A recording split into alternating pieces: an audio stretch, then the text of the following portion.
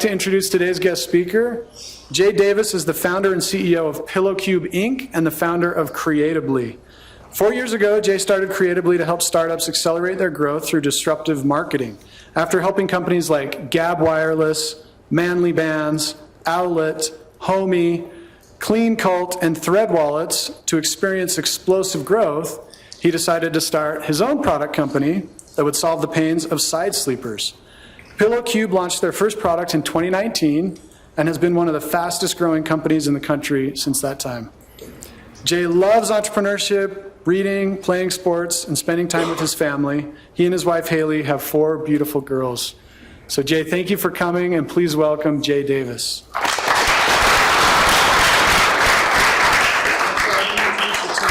Oh, no, you're good. This is Joey.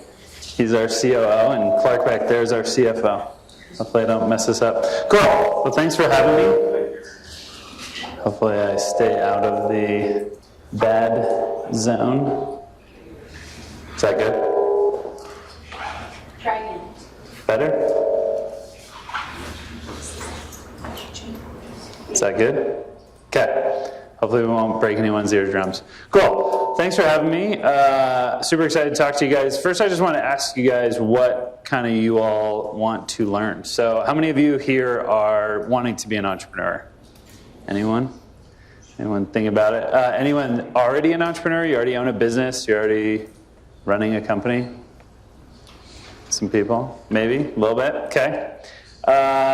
Anyone here who has no interest in entrepreneurship but just the class seemed fun? Any of those? You have some head nods. Don't want to admit it. Any other reasons you're here? You can yell them out. Business students, just want to learn more about business, anything like that? Everyone's shy? Don't be shy. I have pillows to give away, so you're going to have to earn them. Yeah? I want to know what it takes to get a business off the ground. Okay, cool. How to get it started? Okay. Yeah. Just wanted to get some ideas from other people, see how they've started, some of their success. This is kind of how maybe my future business or my family business. Cool. Awesome.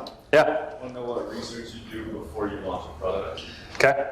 So how do you decide you have an idea and you're like, what should I do? How do I get this off the ground? Is this a good idea? I have some great experience with PillowCube. A lot of friends told me it was a dumb idea, so yeah. And see, I think it's really important to learn from mistakes that we make. For our first businesses, I think the last week we learned a lot of good stuff about the first businesses that failed and the lessons learned for the next businesses and how to get them going and keep them going without going under. Yeah. Perfect. Okay, we're going to talk about all this stuff. So I actually was in a class just like this. I think this class is modeled after that class, the BYU Entrepreneurship Lecture Series. I was in that class 15 years ago with the same questions. I was like, can I be an entrepreneur? How hard is it? What does it take? How do you get there? It seemed very unreachable. So that's kind of what I want to talk about today, is it's actually a lot more doable than I think we think. And I hope to give you guys some good tactics of how can I actually get there. You have these people coming in to give these lectures, and we're 15, 20, 30 years down the road, and hopefully give you guys some good tips on you can be in the same spot in 10, 15, 20 years. So first I just kind of want to talk about what is entrepreneurship. Joe, you want to go to the next slide? So I think an important thing, I think sometimes in the US especially, we oversell entrepreneurship. We're trying to tell everyone should be an entrepreneur. And I actually don't think that's the best thing. I think you should be an entrepreneur if you have that desire, but it's not for everyone. There's some real challenges. You have to possess some unique personality traits. And it's not that I'm not trying to make it seem like it's elite and you can't do it, but just more don't feel like you should be forced into it. So some of those traits I think that are really helpful if you like taking risk, if you're okay with risk, if you're okay with owing a lot of people money or taking a lot of investment and knowing that you're kind of on the line to make sure that this works. you have to be okay with that ability to take risks. But that's one of the things I want to talk about today is how do you kind of ease your way into it. I think a lot of times BYU, I think, is actually really guilty of this. They tried in our entrepreneurship classes to get us to swing for the fences from day one. They're like, you guys are going to invent the next Google, the next Facebook. Do it right now. And I think that's the worst thing you guys can do in your spot. What you need is you need to get your feet wet and get going. And so I think, especially for college students, the best thing to try it out, and maybe you're like, maybe I have that personality, maybe I don't, is to just start something that makes money. I know a lot of people, I have a lot of friends in LA right now making crazy money doing TikTok. They're buying ads on TikTok, they're creating agencies that do videos on TikTok. I met with a girl, I was in LA a week and a half ago, and I met with a girl who started Miley Cyrus's fan club when she was 12. She now owns a multi-million-dollar TikTok agency that makes TikToks for celebrities. And she just started making TikToks. And she started doing Miley Cyrus. Now she does Hailey Bieber. And so we were meeting with her because we're doing some stuff with the Biebers. And so we were just kind of talking about her, just learning about her kind of path. And it was really amazing because she just started doing stuff. She just started going to people and saying, hey, can I do this for you? And no one understood it. You guys understand social media in a way that a lot of older people don't. So there's tons of opportunities, and that'd be kind of the first thing I would say is entrepreneurship is a career, it's a craft, it's a skill set, and the best way to stay an entrepreneur your whole career is to not strike out your first time. I see a lot of entrepreneurs who swing for the fences, they miss, and then they're never doing another startup again. So that's what I would say is like kind of first thing is think about it as a long path. It might be a path you want to go down, it might not, but try and get your feet wet, try and just start making any amount of money and just start doing it. So, but I think the key thing there is there are a lot of ways to make money faster being an entrepreneur than being an entrepreneur. Being an entrepreneur is really challenging, and it's not a get-rich-quick scheme. So if you're thinking like, oh, I'm going to start this business, I'm going to make so much money, it's going to go nuts, that's the worst kind of reason to start a business. Most of entrepreneurship is not the things that you probably see even in the news. It's not mostly raising money.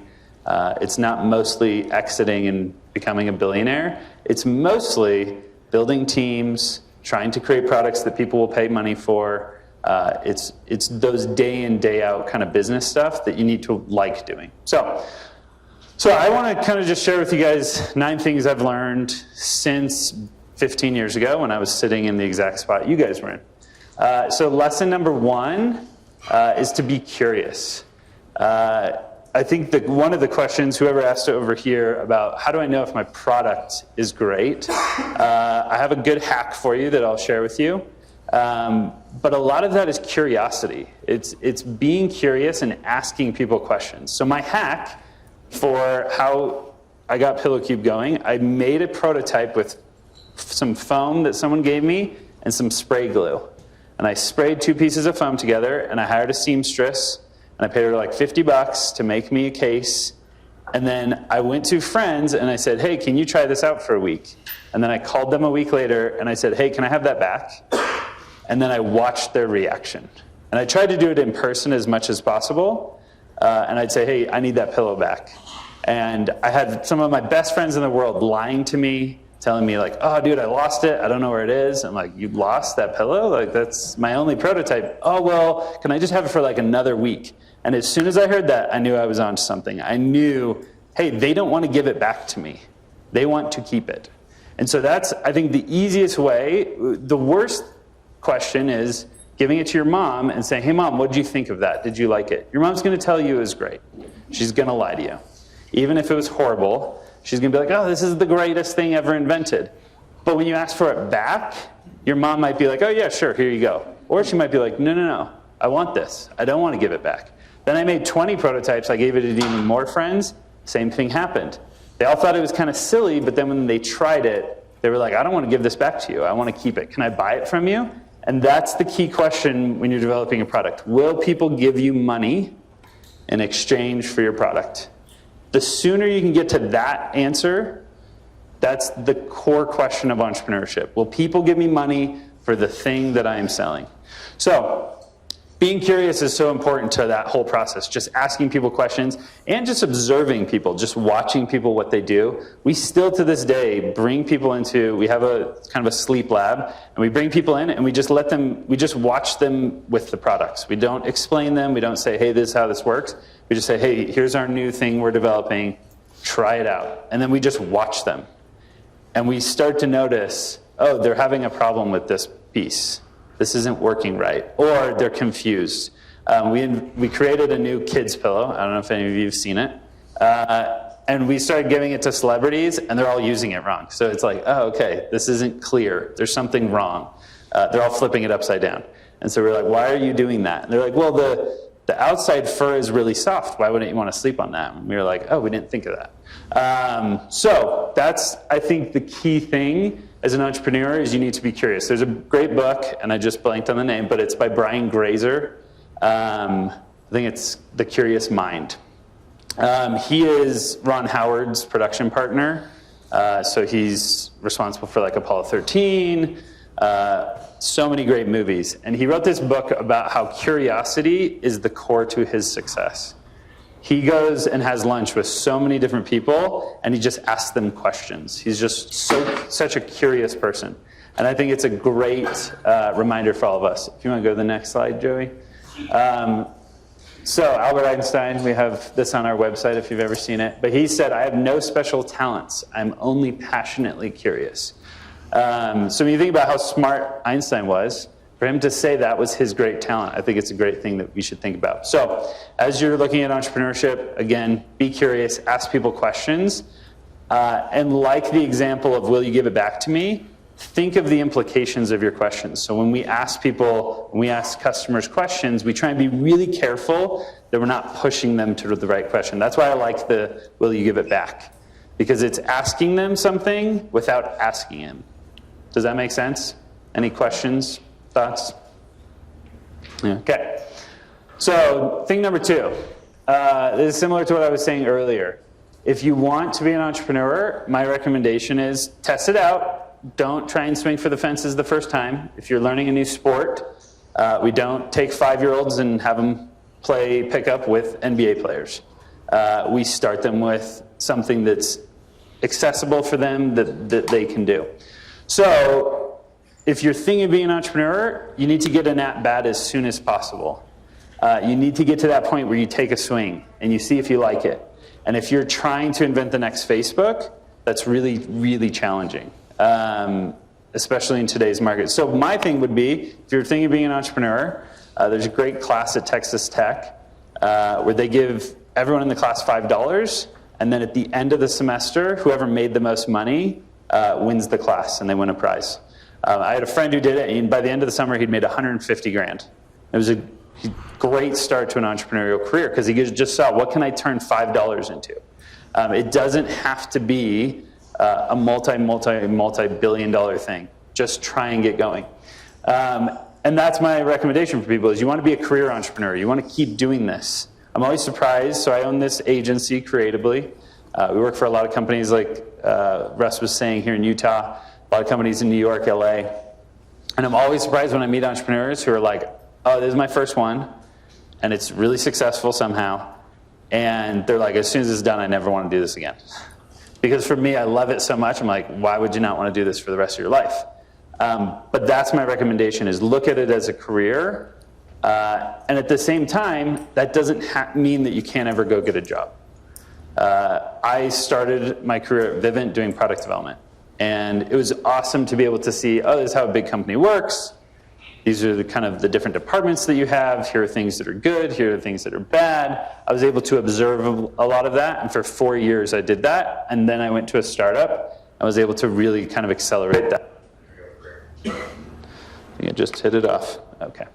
But again, like learning and being an apprentice, being curious. I'm always trying to encourage people who are wanting to get into entrepreneurship, see it as a craft, as something that you become better at. When I look at like the first businesses I started, I just kind of am blown away that any success happened because I was just learning so many things. There's so much you don't know. I studied entrepreneurship at BYU. That was my major. And even then, it was just a year into actually running a company, I learned so much more. So it's a great place to learn. Take advantage of the time here, and also take advantage of the time as a student. When you're a student, you kind of get a free pass. You can call up venture capitalists, and they'll talk to you. You can call up other people. You can call up entrepreneurs. As soon as that's gone, like, it was amazing to me. I went to Vivint, and I would call people up, and they're like, dude, I don't want to talk to you. Why are you calling me? Like, go work. Take advantage of that time as a student. So, I'm not sure if I have another thing here. Go to the next one. Lesson number 3 that I really learned is be generous with yourself. Not necessarily like giving money away, but be generous with yourself, with co-founders, if you have a girlfriend, boyfriend, spouse. It's a hard, hard grind. Those first like 5 to 10 years are tough.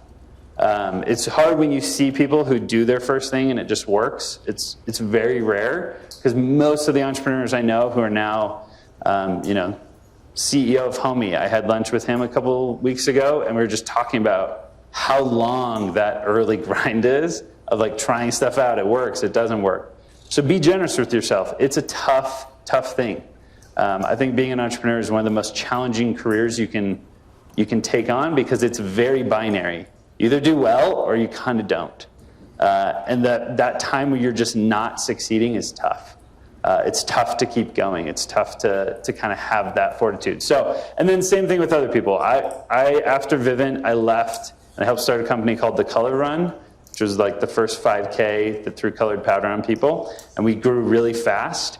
And I was very harsh and critical of the CEO. I was constantly like, dude, what are you doing? Why are you doing this? Why are you doing this? And then when I was the CEO, a couple of years later of my own company, I realized how hard it was. I realized it was not as easy as I thought it was. And so just be generous with people. It's challenging. And what is amazing is, as I've seen that, people will help you. I'm constantly amazed how many people are willing to help other entrepreneurs. Because we know how hard it is, we want to help other people to see the success that they want to see. So that's kind of my third one. If you want to keep going. Oh, this is a great quote that I found. The self-righteous scream judgments against others to hide the noise of skeletons dancing in their own closets. So I think it's just a good reminder of keeping those things in perspective. So the fourth lesson I learned, startups are dumpster fires. Has anyone worked in a startup here? Anyone been in one yet? They are chaotic. And I remember after Color Run, I started another company, and we hired a lot of students, and they constantly were like, dude, things are so nuts here. And we spent too much time trying to fix that, and then finally one day I was just like, guess what? This is a dumpster fire. That's what we're doing. That is what entrepreneurship is. You're taking something that's never been created before, and then we're creating it. And in that process, it is chaos. If you want to work somewhere where things are very tranquil and smooth and easy, that's a big company that's boring. That is not startups. And the boringness has an upside, right? It's not chaotic. You're not taking calls at night and talking to people in China. You're not doing things all hours of the day. But that's the trade-off. And so if you want to get into a startups, this is again being kind of generous with yourself. It's nuts. I remember talking, everyone here knows who Traeger is, I'm sure, right? Just IPO'd, I think, at $3 billion. So 2 of our advisors were on the original Traeger team. So the team that came with Jeremy Andrus, they went into Traeger, they took over, they fired everyone. If you haven't read that article by Jeremy Andrus about what that process was like, one of the truck drivers that they fired started one of their trucks on fire, lit it on fire in the parking lot. So just crazy times. So I was asking this guy, Mark Kasiba, he was the COO of Traeger for the first couple of years until the $1 billion exit that they had. And I was like, dude, what was it like there? And he's like, literally the day before we sold, I was like, this place sucks. It's so freaking crazy. It's so chaotic. Everything's a mess. Right before that, he'd found out that his 2 Chinese factories were colluding. So they were like talking behind the scenes and setting prices together so that they could hold Traeger hostage. He's like, it was just crazy. It's so insane. But that insanity is what we all love doing. Like, that's, as you get into it, that's the joy of entrepreneurship, is going in and finding chaos and saying, just piece by piece, I'm going to turn this less chaotic. I'm going to figure this out. I'm going to make this just a little more organized. But that's just what it is. It's just the nature of the beast. So anyways, as you're doing stuff, I think, again, if you're doing stuff and it's like, man, this is nuts. This is so crazy. We're constantly on the edge. It feels like we're going to go out of business every day. That's startups. And that's both the challenge, but it's also the rush, where you're constantly figuring out things and you just have this unrealistic view that, like, I can figure this out. I can solve this. So, yeah, it's a good reminder. Lesson number 5, there's only a single reason. There's only one reason that businesses go out of business, and that's because they run out of money.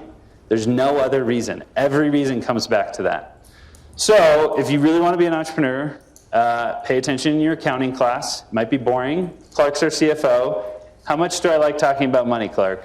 You hate it. I hate it. I hate talking about our P&L. That's not what I enjoy. I love product. I love marketing. I love coming up with crazy ideas. But every time Clark's like, hey, we need to talk about money, I'm like, suck. I don't want to talk about this. We need to talk to investors. I don't want to talk to investors. But it is important. It's important to know how a business works. Joey has done an amazing job on our team as we've grown really fast. In the early days, we were making pillows and kind of selling them for the same price. Once we paid for marketing, everything, it was like, oh, we're breaking even. And Joey and Clark did an amazing job of like, okay, how do we actually make money on this thing? How do we actually make it so there's a profit? And understanding that is the key to getting investors long term. You have to be able to go in there and explain to them, here's how much it costs to acquire a customer. Here's how much it costs to make our product. Here's how much it costs to pay taxes and overhead and all that other stuff. And here's how much profit. And the better you understand that, it will make your job easier, even if you don't like it. So pay attention in your accounting class and your finance classes. It might be the thing that you're not great at. Also, there's a reason why Joey and Clark were 2 of my first hires, because I suck at that, and that's my weakness. And so I knew that. And so I hired people to kind of come in and fill in that spot, because I know that that's not my strength. Now, for some of you, that might be your strength. I know a lot of CEOs of startups, that's their strength. They're really good at finance. They're really good at the money side of business.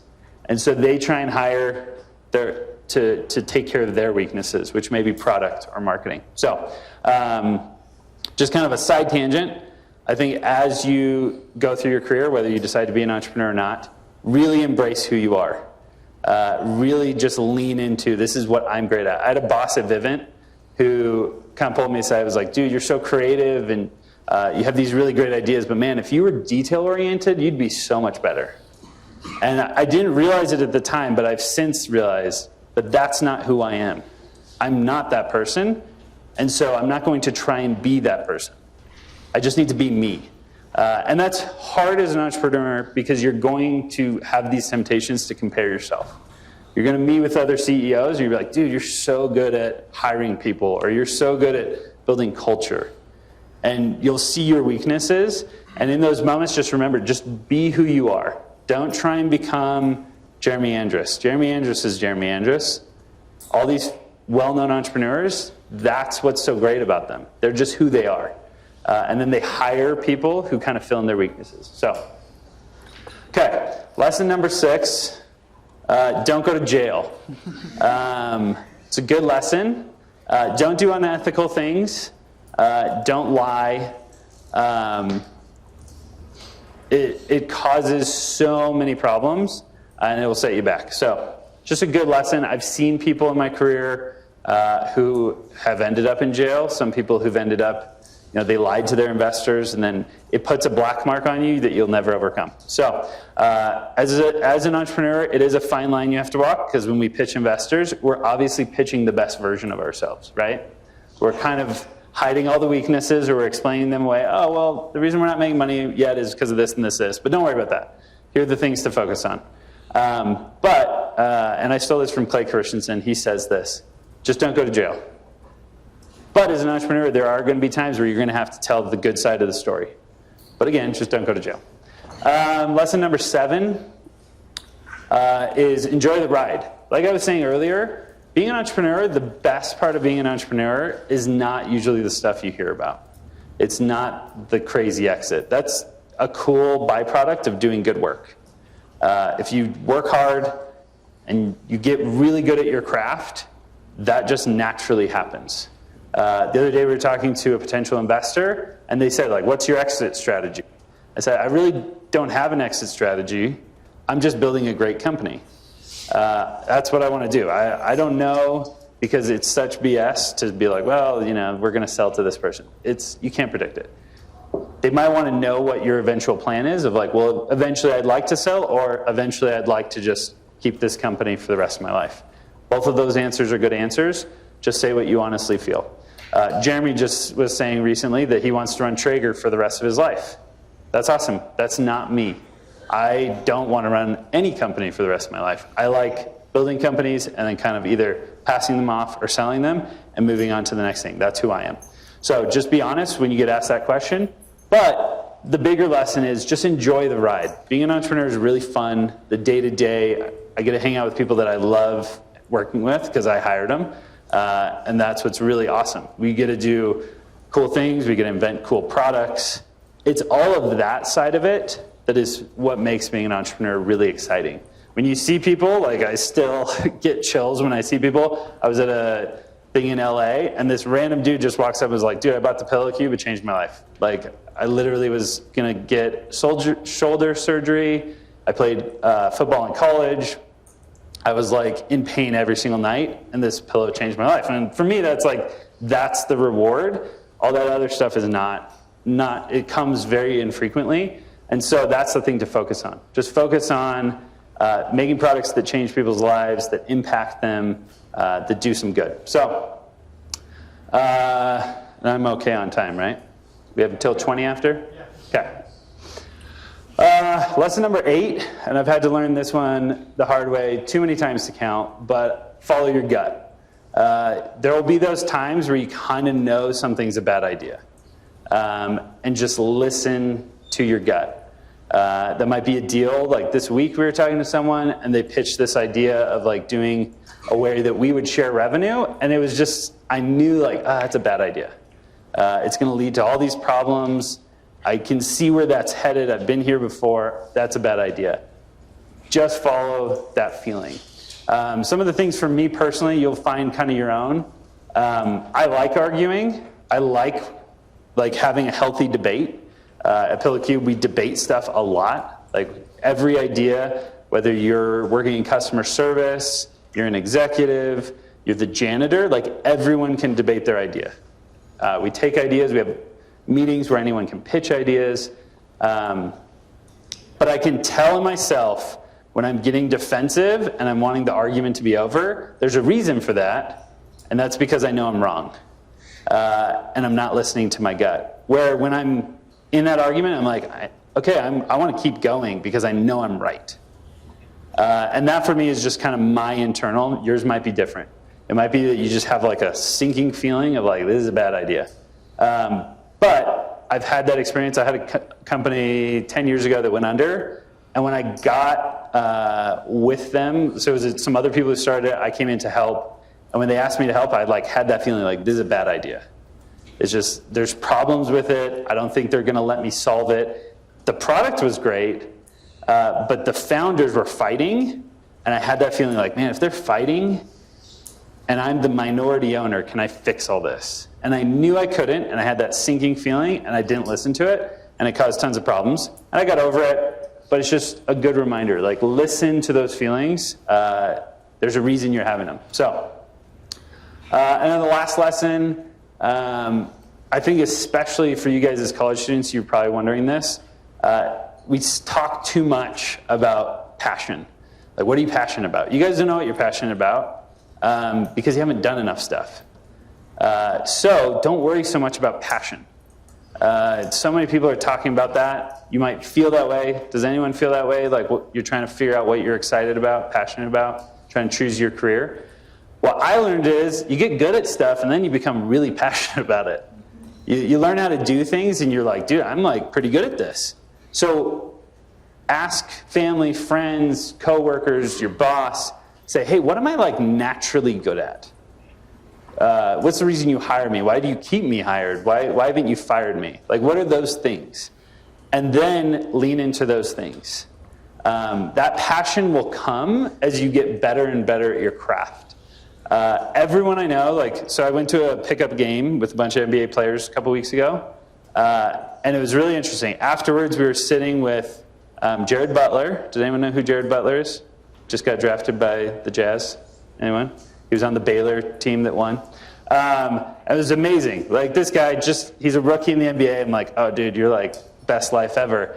And I asked him, so why'd you come to this like pickup game? It was so like Jason Tatum was there, Bradley Beal, all these like NBA stars. Why'd you come?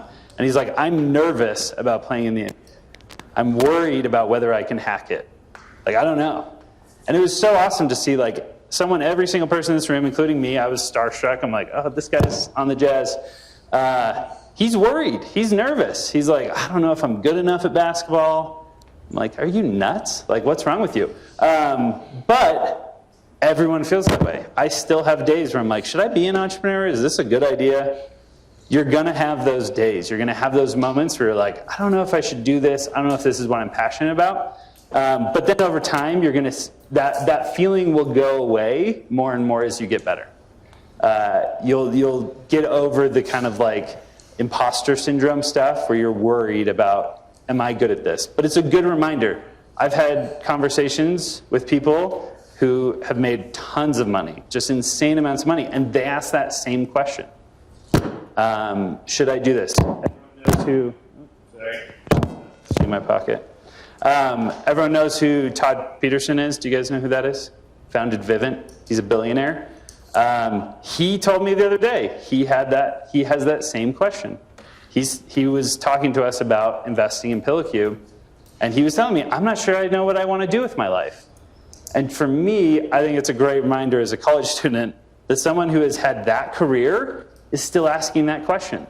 Like, is this what I want to do? Should I change my career? It was so weird. Like, I think that's the weirdest conversation because I just expected, dude, you've made so much money, you've been so successful, you've built this amazing company. How do you not know if this is what you're good at? Like, obviously you're good at it. But everyone's going to have those days. As he just left being the CEO of Vivint, and I think it put him in a time where he's not sure. He's got some questions of like, what should I do next? What's the next thing for me? Should I keep being an entrepreneur? Should I just be an investor? That's just going to happen naturally in life. So I personally spent a lot of time, especially those first 5 years out of school, wondering and worrying too much about, is this what I'm good at? Is this what I'm good at? Should I do this? Should I do this? Rather than just gaining experience. So that's kind of my final thing for you guys. Just choose something, try it, and if you don't like it, you can change. It's not that big of a deal. That's one of our mantras at PillowCube. We try products all the time. We test them with people. If any of you, has anyone seen one of our ads before? You probably have if you've been on YouTube. We're being pretty aggressive. So the first version that we made was 12 by 12, and it was a cube. And we threw it out there, did a Kickstarter, got feedback. And a lot of people liked it, and a lot of people hated it. And so we went and started doing surveys of the people who hated it. And we said, why do you hate it? And we learned that the reason they hated it is when they laid on one side, and then they went to roll to their other side, they fell off like a cliff. And they hated that. And so we said, oh, that's an easy problem to solve. We'll make a wide one. So we made a wide one. And that became 70% of our sales. We're like, okay, that works. And then we kept asking, oh, what else do you guys not like about this? And the number one complaint was, everyone in my family steals it. Okay, who in your family steals it? My kids. Okay, well, let's make a kid's pillow. And it was just asking those simple of questions that led to those next innovations. It was just saying, hey, what do you hate about this? What's wrong? So that's something that at PillowCube, we're always willing to throw something out. And people say, and like I was telling you, if you've seen the pillow cubs, they have fur on the outside and then kind of a soft fabric on the inside. And all the celebrities that we gave them to flip them upside down because they just thought, well, you'd want to lay on the fur. So that was a good reminder for us. Okay, we messed something up. Next version, we're going to change that, or we're going to do a better job messaging. So, yeah. How much is it for you to put an ad on YouTube before videos, or maybe get a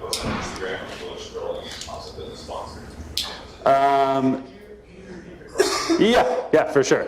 So he was asking how much it costs to do an ad on YouTube or Instagram. So it just depends.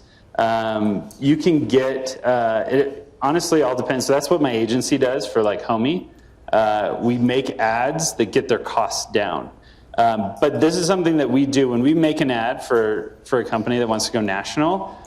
We actually test it and see what the best content for them is, and we'll try stuff like we've tried stuff. Even we've hired an artist just to make mock-ups of an ad that we actually haven't made yet. So we like haven't filmed the video yet, and then we run $100 on that on Facebook, and then whichever one gets clicked on the most, we're like, okay, that obviously has some legs. So that's where you can test things very cheaply. You don't have to go spend tons of money. So if you have a product idea, that's where I think Kickstarter is still a great platform. All you need is a working prototype. Yeah, that's a good question. So you can get a pillow. That's the original pillow. So you don't have to spend crazy amounts of money. You can test stuff really cheap, $10. Just throw it up and say like, hey, what is this? What is it going to cost to acquire a customer? Does that make sense?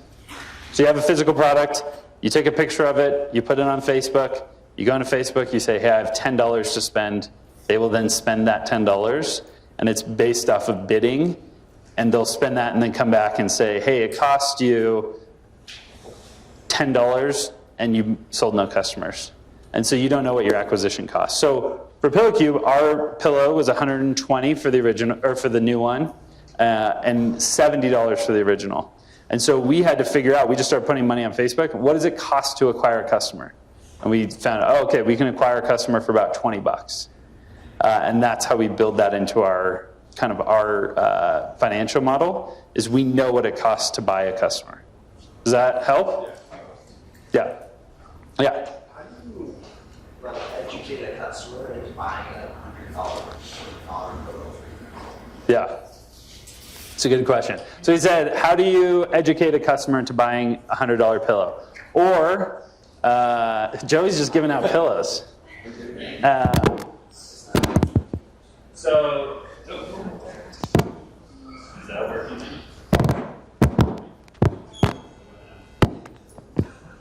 Sorry, I messed with it too much. Yeah. So the way that we do it, we create ads that tell a story in a very specific way. So has anyone ever watched a infomercial? Have you ever watched an infomercial? Yeah. So in an infomercial, they follow a very specific pattern. It's a psychological pattern of how to convince someone to do something. So this is the pattern. You guys can use this in your marketing. So the first thing is you want to hook someone's attention. You want to grab their attention and get them to pay attention to you. If you've seen the PillowCube ads, we usually do this with humor. We make people laugh. There's a lot of reciprocity that if you give someone something, they naturally want to give you something back, right? So if I give someone a gift, people naturally like, well, I should give you a gift on your birthday. So we give them something, make them laugh. Then we tell them about a pain. If you watch old infomercials, is there anyone in this class that you know who this person is and you can tell me I will give you a pillow and a t-shirt? Does anyone know who Monica is? Anyone? Who is he? Wasn't he like the old infomercial guy that like started infomercials? Yes. He's the first infomercial, kind of famous infomercial pitchman. So you can look him up. Malcolm Gladwell, if you know who Malcolm Gladwell is, there's a great article about him. He's the greatest pitchman who ever was. But he follows this process. He talks about, and you can see this in infomercials. They talk about change and they're super goofy and stupid, where they're like, you can try and cut a tomato, it explodes. That's stupid. But that's showing the pain. So they're showing, like, here's this pain. So you hook people, you show them the pain, you demonstrate it visually, and then you tell them your solution, and then you take the number one doubt you think they're going to have, and you answer that question. And you do the second doubt you think they're going to have, and you answer that question, and then you give them social proof, and then you ask them to do something. So, if you watch the PillowCube ads, you'll now see this. We hook you with a joke. We tell you, Side sleepers have been ignored. They've been shunted by the industry. No one cares about them. We're the only company that cares about you with side sleepers, despite the fact that 70% of you in this room are side sleeper. We make you into the underdog. Then we say we have the best side sleeping pillow on the planet. Now you're probably saying this is expensive, but you're willing to pay $150 for a pair of shoes, and you wear those for 8 hours a day. Why would you pay $150 for a pillow and you sleep on 8 hours? Really not that expensive. You pay a lot more for a car that you spend way more time, way less time in the pillow. So maybe you should spend $100 on a pillow. And then we go to the next step. You might be thinking, you don't need this pillow. We show, like, you've seen the videos. This is the gap. And no one's making a pillow that fills that gap. We just go through those doubts, and then we say, look at all these reviews that we've got, and these celebrities who've used it, and they say it's amazing. And then we say, go to pillowcube.com right now and purchase a pillow. So that's kind of the process. Does that help? Yeah. Get back. How do you gauge with the feedback? Because you can basically continuously get negative feedback. So how do you decide when it's enough negative feedback to change a product or to make a new one versus to just keep it? So I think the best, so you asked, how do you make it so that feedback, no, that's fine. How do you make it so that you can get feedback? And if it's all negative feedback, how do you overcome that? So I think the best way is usually the people ask feedback in the wrong way. You ask for feedback in the wrong way. So like I was saying, you go to your mom and you say, hey mom, do you like this product, do you not? And that's a wrong because it's either a yes or a no. So I'm always asking people questions that don't have two answers. So I never ask people yes/no questions. I'm always asking them questions that lead to discussion. So we're asking things like, what's happening when you use the product? How often do you use the product? What were the reasons that stopped you from using the product? What were the reasons? So when we find people, we do surveys all the time of customers, and we'll find people who are like, oh, I don't sleep on the pillow anymore. And you're like, oh, great. You bought it, you slept on it for a week, and you stopped. I want to find out why. Why did you stop? Was there something? And one of those common responses, well, actually, I really liked it, but my wife stole it, or my kids stole it. And so that led to, okay, we're going to sell these in bundles. So we now have like a 2-pillow bundle. And then it also led to the kids' pillow, and it's leading to other stuff. We've basically like redesigned sheets from the ground up. And that entire project was just asking a lot of people, hey, what do you hate about sheets? What's like sucky about putting sheets on, about making the bed? What do you hate? And we just asked them tons of questions, and that's where kind of all that came from. Do we need to stop? Yeah. Sorry. This is awesome. There's lots of questions. Guys, I'm sorry we've got to cut it off here for those that need to leave, but if you want to stick around, you can